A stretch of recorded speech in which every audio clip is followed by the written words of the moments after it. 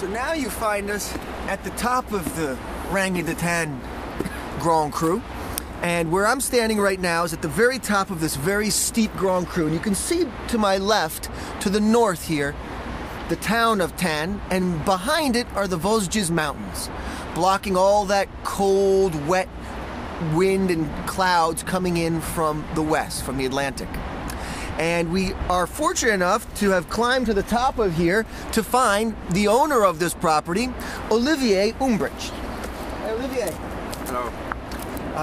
And where we're standing now is one of the 51 Grand Crus in the southernmost part of the Alsace wine region in the Rangen de Thann.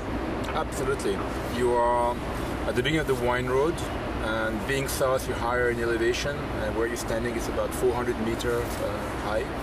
Explains the cooler climate you have here, later flowering, and also later harvest, which is fortunately compensated by the extreme slope of the vineyard, about 100% slope.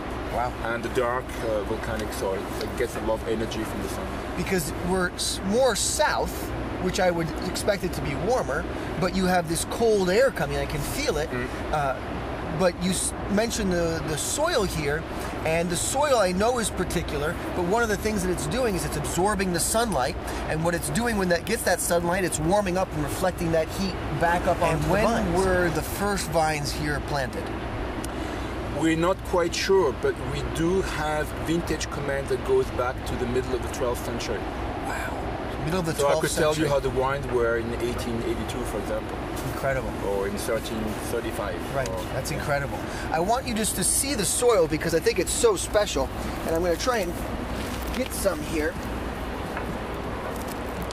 And what you can see from the soil, it's actually warm. I can feel it, and it's this beautiful rocky volcanic soil that is almost like slate, and you can imagine when the rain comes down, it hits this soil and it just goes all the way through these rocks, creating incredible drainage, which means that the vines up here are going to get a lot less water than the vines down in the valley, forcing them to work harder and produce better concentrated fruit is the theory and the idea.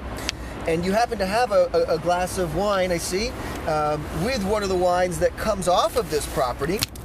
Tell me a little bit about this wine.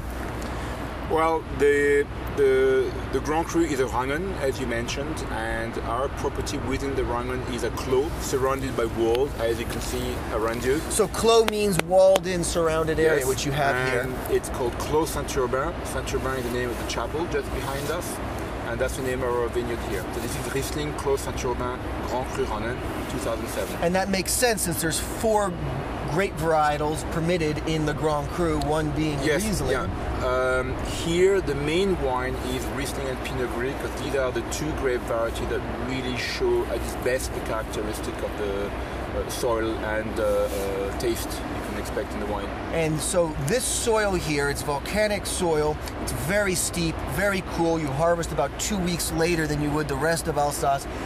What are some of the characteristics that I can expect to get from a wine from this terroir? Rangen usually makes quite powerful wine, quite rich, saline, with a strong, flinty, smoky character.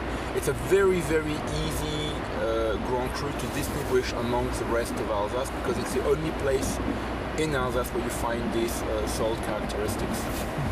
Well, thank you for joining me, and I think I'll now pour myself a glass. Thank you.